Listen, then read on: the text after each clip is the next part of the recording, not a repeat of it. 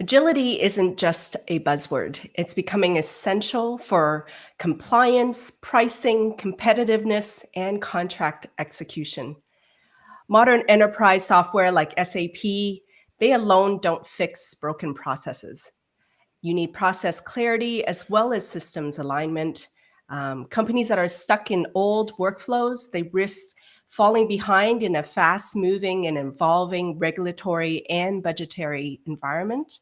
And we're going to dive into all this on today's episode 2 of the Government Contracting Transformation Series. Let's start the countdown.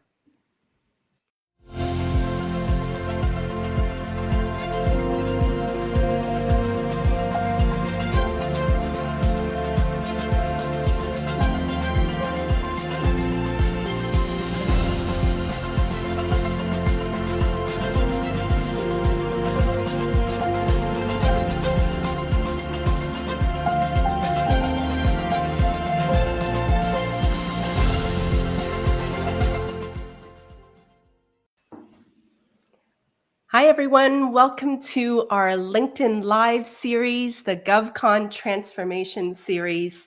And we are coming to you live on LinkedIn as well as YouTube. My name is Fanny Dunnigan, and I'm going to be hosting this session here today. For those of you that are joining us live, be sure to put in the comments where you're tuning in from. Introduce yourself and feel free to network with others in the comments of this show. And throughout this show, please feel free to ask questions in the comments. I'll pull that up for our expert panelists here. And so we want to make it as interactive as possible for everyone. So welcome to the LinkedIn Live. First, I want to introduce you to our guest from Delaware, North America. We have Ken Berg. He is the partner at Delaware, North America. Ken, please introduce yourself and share a little bit about yourself to the audience. Sure. Thank you, Fanny. Very nice to meet you guys. My name is Ken Berg. I am one of the partners in DNA, or Delaware, North America. And I've been doing this SAP thing for about 23 years. But before that, I was in the Norwegian Air Force, and a majority of my experience comes from working in or working with aerospace and defense, regulatory government contractors, and have had the good fortune of working both on the industry side, on the corporate IT side, being on the receiving end of technology implementation, and then ultimately being in the solutions implementation space and helping customers and clients deploy and implement technology solutions in the SAP space. So very excited to be here today and look forward to the conversation. Yeah, thank you, Ken. We're also joined by Jean Hansen with one of our partners at Capital Edge Consulting. Jean, please introduce yourself and share a little bit about your career with our audience.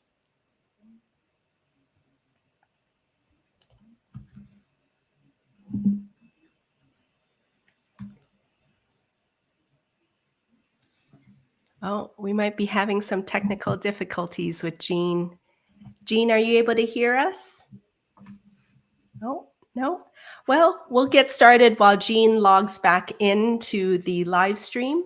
Ken, let's start with you, right? You kind of represent the technology side of things, and but obviously technology is so tightly integrated with processes, right? Yeah. Where do you kind of see government contractors getting stuck today from a technology standpoint? And what are some of the risks basically from legacy and outdated systems? Sure.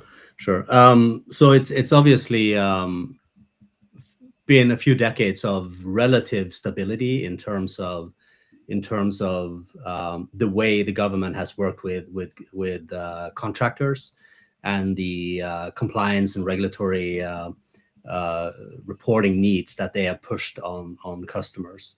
And the way a lot of our customers have dealt with that has been by creating ERP systems that have been heavily customized and built around their processes and your processes, And with a fast evolving market space and a lot of fierce competition, that has enforced rigidity into the ability to adapt and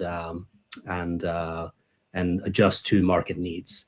It becomes extremely expensive to enhance and adapt to changing requirements, such as we're seeing in today's socioeconomical situations with the changes that are going on and new competitors come on the market. So it results in a paralysis and some fear for many contractors because of the risk to regulatory compliance. And with the huge technology shift that's happening, there's also the concern around organizational disruption and concern around the sheer magnitude of the investment that's required from a cost perspective and also from a resource perspective. So as we move on and talk about this, businesses should really think about alternate path to getting to a new technology stack and new platform. We'll talk more about that later. So yeah, I guess when I always think of it as you can't automate chaos, right? So if the existing processes aren't cleaned up and streamlined, then an ERP system is not going to further enhance that. Yeah. right. Well, and then there's also the mindset that, well, it's not broken, so let's just stick with what we have right now. But what is the price of not changing, Ken? Well, the reality is technology on its own doesn't really make you more competitive, right? It is the processes and what you build into it and how you structure your business around it that really helps technology enable you. And if you're too slow to move and take too long to react to market demands, you risk losing business and you risk not being competitive in a fierce market. And I think by not taking a critical look at the technology and the process that support your business, it can impede innovation and your ability to be agile. And also with the influx of AI solutions and AI technology that's coming out, you're risking not being able to leverage cost-saving technology like that. So it's a key there's a key risk to and a cost of not thinking about these things. And the third thing that I want to call out to is the government contracting space and aerospace and defense and regulated industries are facing an aging workforce. And there is a younger workforce out there that has expectations out of the user experience and the systems that are used in doing their business that a 20-year-old legacy system just can't fulfill. So ultimately, there is a risk to retention and employee satisfaction in this. So that's also something that needs to be considered. Are you going to be able to attract and retain talent that you need to stay competitive? So for sure. And these days, we're a mobile first, digital first kind of environment, right? And being able to have the technology available for that mobility is also important, wouldn't you say? Yeah, 100%. It is the reality that a lot of knowledge workers move around when they do their work, and it's not just about the workforce that's on the shop floor. Obviously, those are important too. But being on a tech-ready platform and being on the right stack in terms of whether it's S/4HANA, BTP, things that we'll talk about in the next episode, to be able to have that agility and flexibility, you need to consider a shift. Yeah. Can you talk a little bit about the process changes, right? Like even before Delaware comes into a company, right? There's the process changes that are required. So there are the process changes that are required even before you come in and put in SAP. What are some of the frameworks or methodologies you use to look at process changes? Yeah, so we call it phase zeros, and you could call it a discovery or a phase zero. A lot of companies now call them phase zeros, and really what it does is there's a structured methodology where you work with someone like us to go in and unpack your readiness and the requirements across people, processes, and technology, Mm. and you'd get out of that phase zero is that you really get a firm understanding of the potential benefits and values you can get out of a technology implementation or an upgrade, and you will understand the high level scope, and you'll understand the readiness of the organization to undertake a implementation, whether that is a so-called business transformation or a greenfield, where you're re-engineering all your processes in the during the implementation cycle, or whether you're considering a migration that enables you to be on a modern technology platform, and you can spread your transformation out over a period of time. And what it also does is it evaluates your processes, how highly customized are them relative to standard industry standard processes and solutions that are available to you without customization and development. And the last piece, which is very, very important, is the people aspect of it. Your change readiness. What kind of impact is this going to have on your people in the organization? And you ultimately get a report out that tells you what your readiness is, what your key design decisions that you need to make is, and what your constraints are that you need to consider in the selection of the approach, and also the planning of the project. So a phase zero is hugely valuable in that context. That's awesome. It's kind of getting a feel for everything and scope before the actual commitment of funds and resources, right? Yes. Yeah. Yeah. Okay, I want to welcome Jean Hansen to our show here. Jean is the partner, one of the partners at Capital Edge Consulting. Jean, please introduce yourself and share a bit about your career with our audience. Thank you. Good morning. Can you hear me okay now? Perfect. Okay. Sorry about the internet It's all issues I've good. been having. I'm Jean Hansen. I'm a partner with Capital Edge Consulting. Been in the consulting business for about 7 years now, and before that, I was spent a little over 20 years in aerospace industry, doing everything from implementations to standing up new businesses.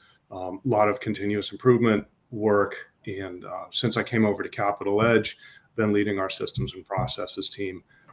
Capital Edge is a boutique consulting firm. We're focused on government contractors and grant recipients, helping with both the compliance side of the house and with systems and processes to execute the compliant operations.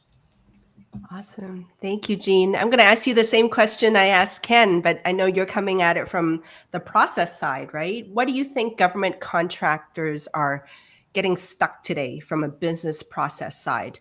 Any risks and inefficiencies of having these kind of processes that they have right now?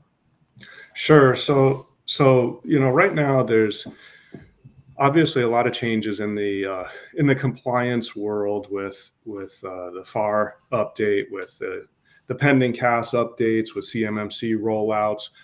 Obviously, a lot of uncertainty in the contracting world and the grants world, and so processes today need to be a lot more agile.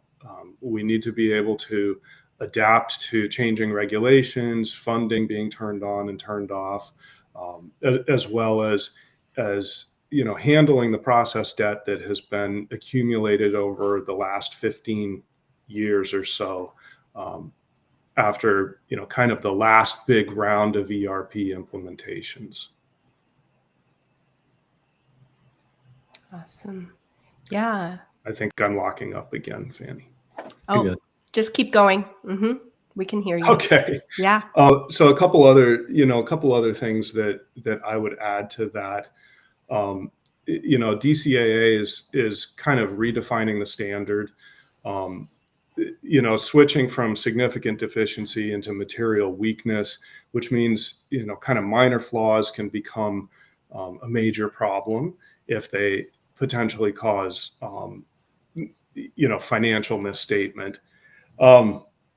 The other kind of items that I think are driving a lot is, it's just the compliance burden overload. It's with Buy American, with CMMC, with Davis-Bacon, with the Trade Agreements Act, with of course the changes to the FAR, changes to CAS.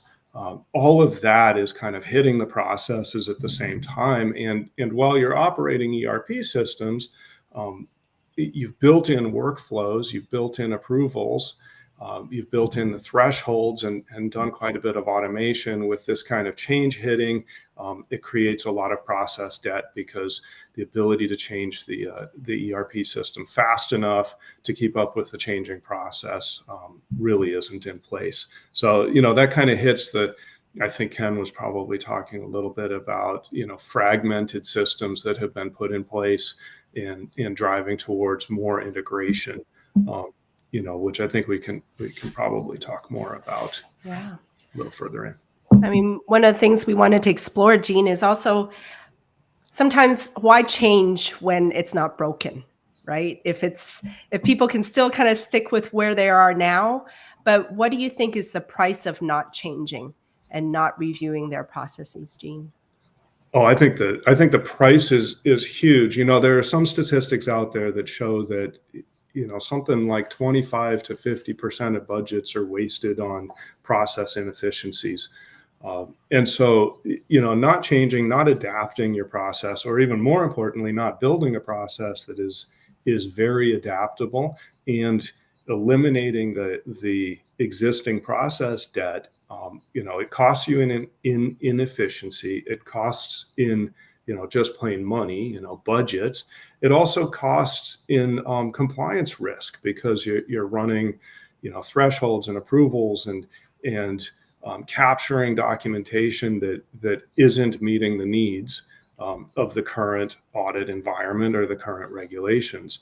And you end up with a lot of rework. You end up having to try to, paper files after the process has been executed, rather than during the execution, and capturing the right data. So, that inefficiency, it comes out in manpower, right? You have more people needed to operate, try to run your ERP system to try to capture all of the right data, so you can mine the processes to support the audits.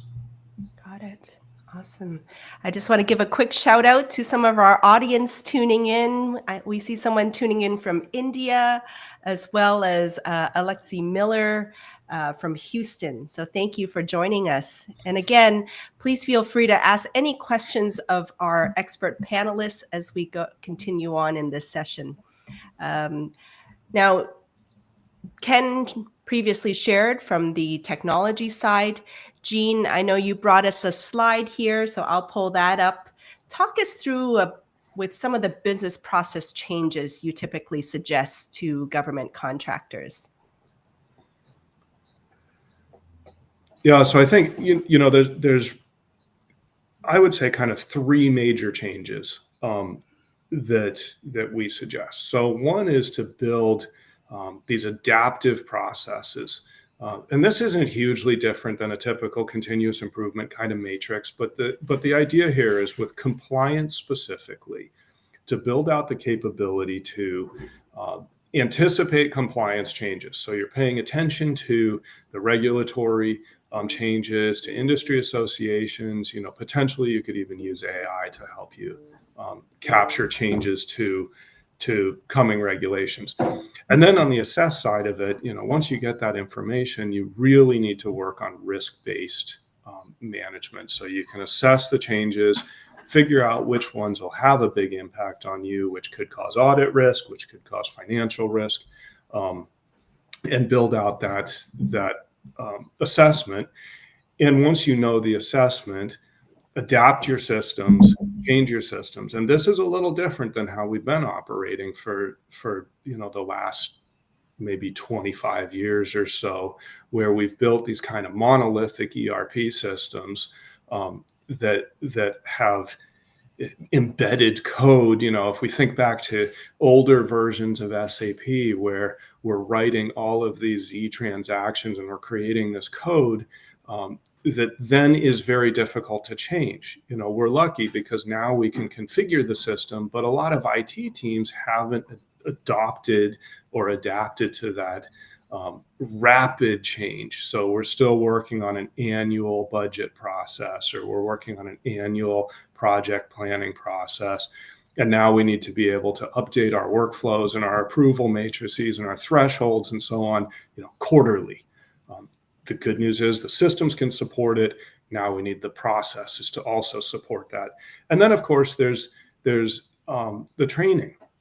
So assimilating this data. So, after we've seen the regulatory changes coming, we've assessed which ones are important, we've adapted our systems, we need to roll it out, train people, update our policies and procedures, monitor it, and be ready to do it again very rapidly. So all of that was kind of a lot, but that's sort of the overall process that needs to be put into place with companies to be able to become a lot more agile. It's not all in the system. Most of it is actually in the processes. Yeah. I think it's so important, though. It shows that there is a framework and a thorough process to really get to that agility, right? I see a question here, so I'm going to pull that up. Alexi Miller asks, how do you incorporate, you kind of touched on it a little bit, Jean, but how do you incorporate OCM, organizational change management, into multi-level organizations that have a board, executives, union, that are multi-siloed to optimize acceptance and engagement? I'll start with you, Jean. You want to continue on with that? And then I'll pass to Ken. Yeah, I think that's a great question, because, there's another piece of it really is a lot of companies that we've worked with, particularly the kind of science or engineering related businesses, tend to stay away from, I'll call it soft OCM. They still think of OCM as communications and training. That's it. The more successful businesses that have built this culture of change, which is really what you're getting at here, is trying to establish an actual culture of change. They are using a broader OCM framework, building out a new culture, creating characteristics in their business, like remaining curious and building out collaboration and so on. Usually this needs to come from the top. I've very seldom seen it work from the bottom or the middle, where, a smaller group, like in this multi-siloed environment, where they bring in OCM and they try to force it to the whole company. Doesn't usually work. It really needs to come from the top and roll down. Maybe not the board, but the executive level. Senior leadership engagement. Mm-hmm. Right. Very much. Ken, from your perspective, I know Delaware has a robust OCM methodology as well. Yeah, and thank you for the question, because it's so hugely important, right? And I talked about it when I talked about a phase 0 assessment. There's really 3 legs to it. It's the technology piece, and it's the process piece, and it's the people piece. And the people piece is where we would go in with our framework and really assess the readiness of the organization, and identify the change culture and the change readiness that the organization has. And then through our implementation methodology, we coined it human-centered transformation. We really put the people and the individuals at the center of everything we do when we go through the preparation of the projects and implementation, the execution of the explore phase, if you will, and really focus on change impacts and stakeholder analysis, creating change networks, and doing all those things that really can make OCM a key part of the implementation project, especially especially on large transformation projects where you're deciding to re-engineer processes and really look at how you're moving from a very custom ecosystem to a more fit to standard clean system, in quotes. So knowing that it's regulated industries, it's never going to be completely clean. There's white spaces and things you need to account for, but having a principle of that is good. So we definitely think that the human is important, and it's important to consider. Sadly, it's one of those things where business stakeholders need to be firm and have a voice in it, because unfortunately, organizations have a tendency to cut OCM in these important transformations. So it's something we talk about a lot, and we kind of push on enterprises and businesses, but it is a struggle sometimes. Yeah, I know Delaware also has a learning academy as well, right? Specific, and having that early in the process, even during the explore phase, right? Having trainings and learning academies. Yeah. Well, thank you, Alexi. Great question. Before we go on, we wanted to play for you a quick video to share a little bit more about Delaware and our values and our services. Let's roll that now.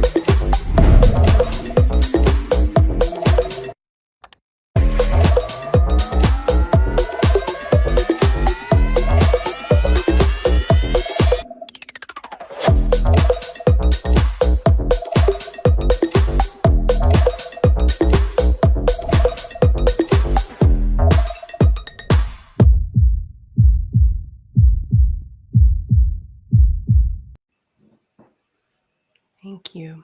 Well, I want to come at it from a technology standpoint now when it comes to agility.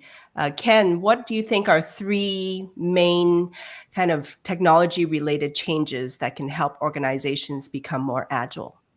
Yeah, we talked a little bit in bits and pieces of it, but reducing customization and moving to standard processes as much as possible is really the biggest change that you can do on the technology side to support your business agility, and really think critically about the processes that you've engineered and built into your existing ERPs, because they do lock you into a rigidity that prevents you from being adaptive.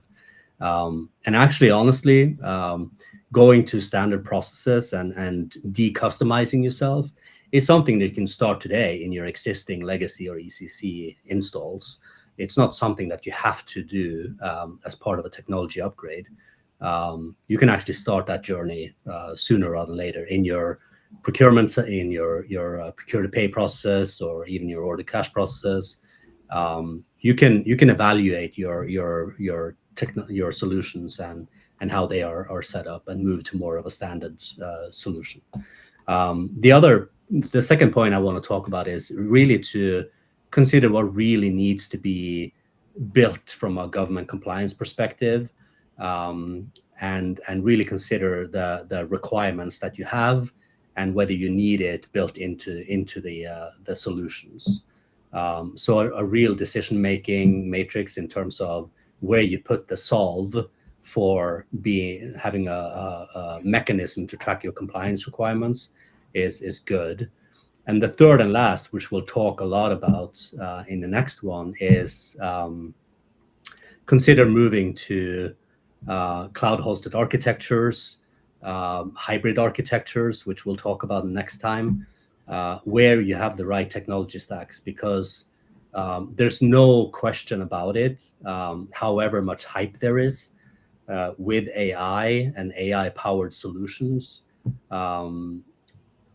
by having the right technology stack, you're going to be able to leverage what is being pushed on the market and what's being developed in rapid pace today, to create some of these mechanisms and do some of this reporting and have some of these controls that are needed in the future. So we'll talk more about that next time, but driving to using standard industry solutions that the ERPs are offering today, and not think that you're special, is important. Yeah. Yeah. So true. And I love your point about we don't have to wait for the tech before people get started Right. on the business process reengineering, right? Right. Like do that first, if anything, right? And then get into all the technology side of it afterwards. But hey, Fanny, could I Please.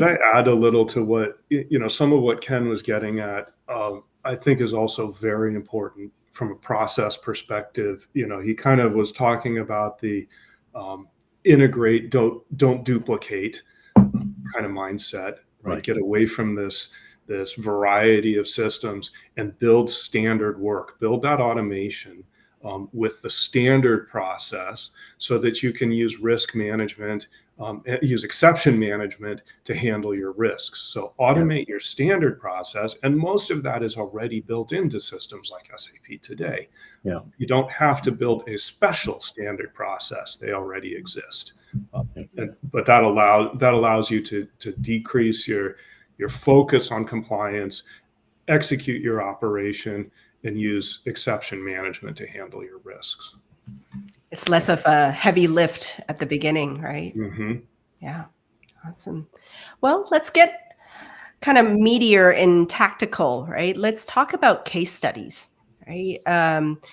Jean, from your perspective, right? Can you share maybe a story of a customer? You don't have to name them, but a case study of one of your clients where you put in those kind of process changes and then some of the benefits that they're enjoying nowadays. Yeah, there's one that comes to mind, that was managing a very, very large procurement spend, and had quite a bit of spend kind of happening outside of the compliant process. It's called maverick spend. And so they put in place some process mining. So they were able to manage or dig into their procurement processes, identify where there were gaps. And this was important because they were executing a standard process, kind of Ken's earlier point, but they discovered that there were a lot of groups, a lot of people not using that process. But because they had it in place, they had the data, they could do some process mining on top of that and use that to identify holes in the process, use that to identify compliance weaknesses, and even more importantly, use it to decrease their turn time through procurement from it's taking about a week down to about a day. So take a lot of days out. But having that standard process plus putting process mining on top of it then also allowed them to kind of go through that 4-step process that we talked about earlier with identifying the regulatory changes, figuring out the risk of those changes, and then adapting them into their system and training their people, because now they could really see all of the people they needed to train as well. So focusing on the process in that case, instead of trying to fix their systems to overcome this compliance gap, made them a whole lot more efficient, and also gave them the later ability to become more agile. Awesome. Great case study. Ken, from your perspective, can you share a case study or something with a client where they saw that kind of benefits as a result of the change? Yeah, there's a couple of examples. So one, and I wanted to bring this up because of the factor that I talked about in the beginning, which is there's a lot of fear and paralysis around moving from on-premise hosted systems to cloud hosted systems. We have a large enterprise customer where actually during the implementation cycle, they decided to move from a ecosystem that they hosted themselves and had a substantial amount of resources supporting to a cloud hosted architecture by a hosting provider. And we actually did that during the implementation between the system integration 1 and system integration 2 testing cycle, and we didn't skip a beat. So the notion that moving into a cloud hosted architecture is going to be disruptive even during the implementation cycle is something that we prove that it doesn't have to be if you have the right partners and the right support. The second part is it's a mid-sized multinational A&D government contractor. They were scaling pretty fast through acquisitions, but started getting very fragmented, and decided to implement S/4HANA, and really did a harmonization exercise across all their multinational entities, and harmonized processes, harmonized data structures, and because of to the question earlier, because of a very, very strong anchoring in the leadership team of that business, we were able to do that in very rapid pace. It only took about 6.5 months before we'd deployed into North America, and they are now moved away from a legacy system to an S4 HANA-based technology stack and technology platform that allows them to quickly adapt to changing market conditions, scale across the organization. They're ready for new acquisition. That's when that takes place. So it really has provided them a platform that they can scale very quickly from. And then the third actually is a little bit of an important notion. There's a lot of startups and a lot of young entities out there. And I think when you're working with clients like that, it is important to be very integrated to the business strategy and work with great partners like Capital Edge Consulting in terms of designing and enabling the technology and the solutions to align to the business roadmap, and not get into the situations that were true 10, 15, 20 years ago, where you built a lot of these controls and a lot of these processes into the systems, and you kind of boxed yourself into this ecosystem that is very rigid and costly to enhance and adapt. So we're really focusing on this use case in terms of enabling the technology and the solutions at the right pace, just in time as the business strategy evolves. So there's a number of different use cases that are important to reflect on, because it addresses the different kinds of customers that we have. 100%. Thank you, Ken. I want to kind of leave the audience with a key takeaway, right? So, Gene, from your perspective, when it comes to this process shift for government contractors, what would be one kind of key takeaway that you want this audience to walk away with here? So I think I'm going to give you a couple key takeaways. You said Please. one. I'm going to give you a couple. Love it. So, first of all, the compliance landscape is changing, and it's hitting us right now. And your competitors are modernizing. That's happening. So that's kind of, the environment that we're living in. The takeaways from that, though, are that the three debts, the financial, the technical, the process debt, they're all coupled. You can't decouple them. You have to manage all three, and you need to become more agile. The agility, the solution to agility is, and this is really the key takeaway, is an integrated architecture, continuous monitoring, and using that data, so process mining, is what's going to give you your solution in the long run. So again, that's an integrated architecture, that's continuous monitoring, and that kind of ties to process mining, that ability to continuously monitor. Those three things will give you the ability to adapt faster, identify problems faster, manage risks faster, become more efficient. 100%. Ken, from your perspective, any takeaways for the audience? It's in a similar vein, but it's really unpacking where the regulatory compliance controls and mechanisms are sitting in your solutions and your processes, and get out of customized solutions. Clean up your systems by moving any customization out of the core and into sidecars or technology platforms where they can live in isolation, and decouple them from your core processes. And then the last one I want to throw out there, and we've talked a little bit about it, but we'll talk more about it next time, is really consider where your company's growth is going to come from. A lot of you are both a government contractor and a commercial business, and really understanding where your growth is going to come from. Is it in the regulated sector or in the commercial sector? And take that into consideration when you decide where you're going to lean in and put your investment, whether it's in process and solutions change or whether it's in hybrid architectures.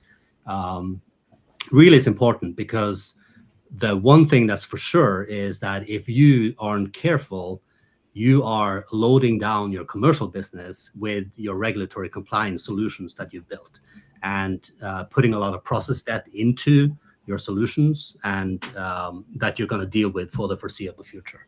So that is an interesting thing that we're going to talk about and cover more next time. Yeah, such a great point.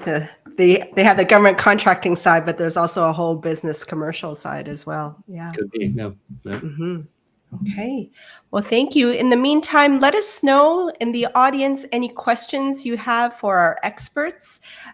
This is episode 2, where we're talking about process shift when it comes to government contracting transformation series. If you missed the first one, episode 1 was all about the wake-up call, where we looked at the existing challenges that government contractors are experiencing and the ROI of getting ahead of that. Our next LinkedIn Live next month will be all around the technology shift. And that one, we're going to dive deeper into cloud, data, AI, kind of powering that future-ready GovCon organization. And we're going to bring our experts back then. Well, I don't see any questions for now. So what I'll do is we're going to pull up the QR codes for folks to connect with Ken and Jean. Let's pull up Ken's first.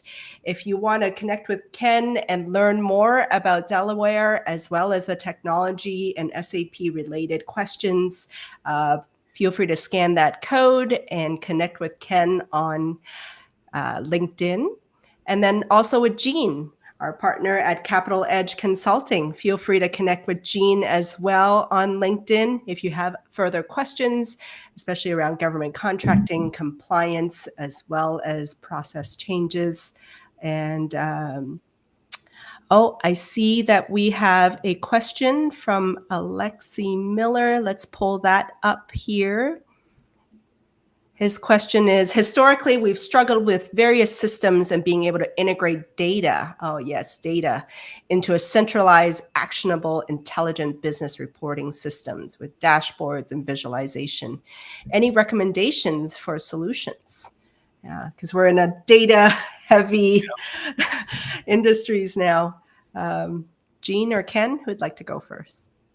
I'm happy to go first. I mean, this is directly correlating to really understanding what path you need to take to get to a technology platform that is ready to leverage the fast scaling capabilities that are coming through data analytics and AI enhanced solutions.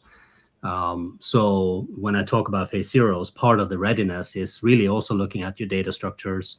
How harmonized is your data across your enterprise, and really sort of unpacking your organization's ability to leverage the new technology and the new solutions that are out there.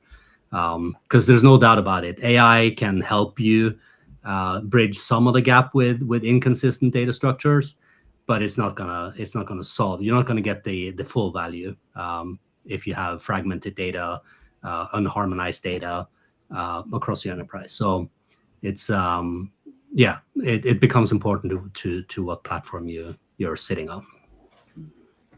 I think I would add, or maybe rephrase just a little bit of what Ken got at there, that, if you have a whole host of disparate systems, obviously it's a lot harder to get integrated data. There are tools you can put on top of it, Power BI, there's others. There's a lot of process mining tools out there, things like Solonis. But again, if you can't, if you have this disparate set of data, you've got, for instance, employees in two different systems, and you can't tie them together in some way, creating this, reasonably usable business intelligence on top of that is very, very difficult. So, I can't agree more with Ken that you got to figure out your underlying platforms before you figure out those dashboards.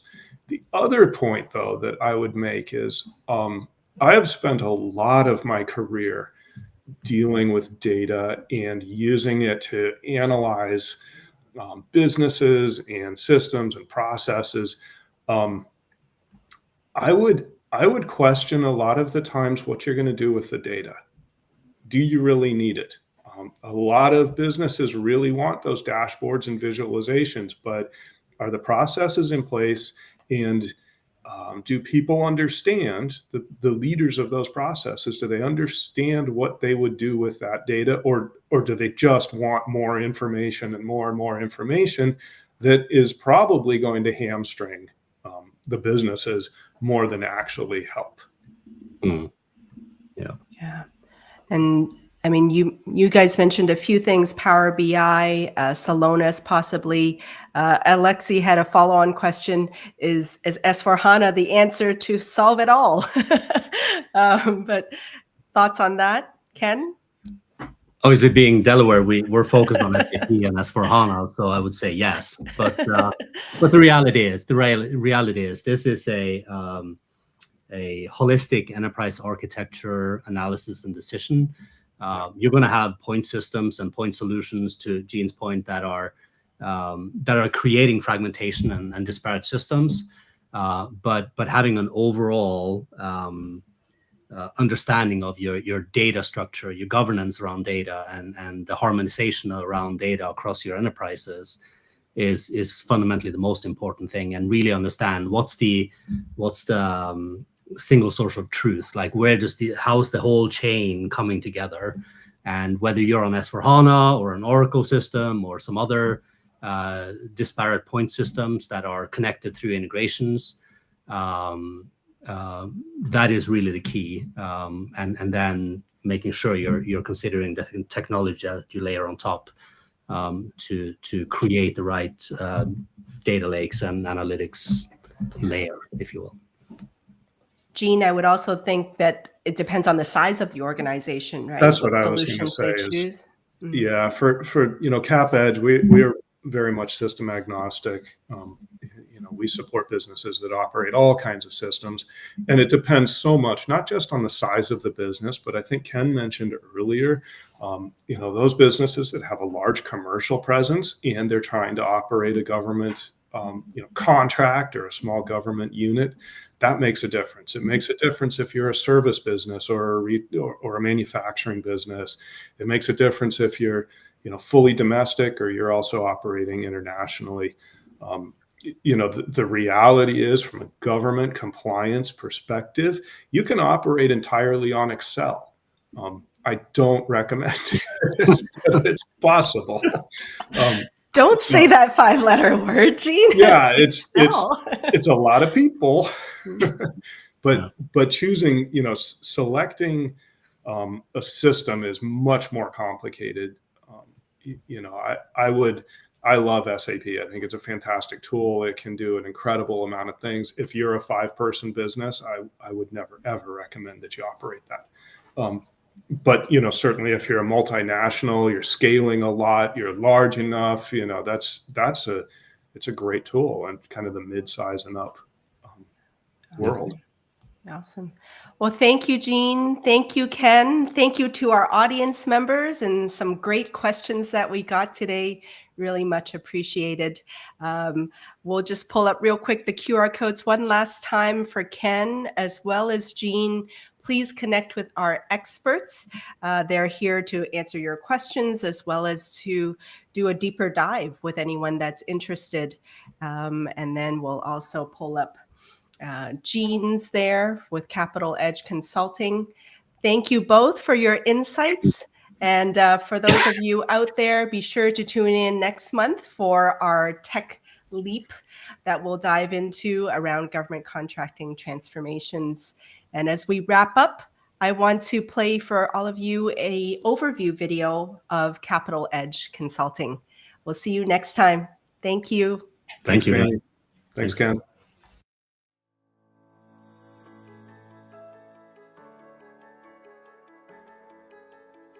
Capital Edge is your full-service solution to navigating the compliance complexities present in the highly regulated U.S. government contracts industry. As the world's largest independent consulting firm focused solely on the U.S. government contracting and grant compliance market, we bring the best-in-class capabilities, knowledge, and perfected solutions to provide you the assurance and confidence needed to handle business-as-usual challenges to overcoming worst-case scenarios affecting your federal business. We can bring tailored solutions that may be outside of your thought process or things you haven't come across before, because we've seen it done so many different ways, and we've seen it done in a lot of ways that aren't necessarily correct, right? So we also understand what not to do. Our team is deeply passionate about the success of our clients and have earned the reputation of delivering more for less using low-risk, built-for-purpose, tailored solutions performed on a best value price basis. That combination is simply not available from other consulting firms. In close partnership with your internal team, your project will be managed and performed by top experts in the federal acquisition compliance field, with client-specific project objectives achieved and overall customer satisfaction paramount. Our clients are friends, ultimately. They are colleagues, they are peers, they are, in many cases, lifelong connections. On a personal level, and of course at the business level. Capital Edge saves you time, money, and illuminates for you what otherwise could be unforeseen compliance landmines. Capital Edge knows the importance of having close personal connections with our valued experts and your personnel. Having long-tenured staff and equally as long-tenured client relationships, our sense of family permeates everything we do. In addition to delivering more public training than any other firm providing U.S. government contract and grants compliance consulting, Capital Edge also provides customized in-house training and workshop-based learning to our clients.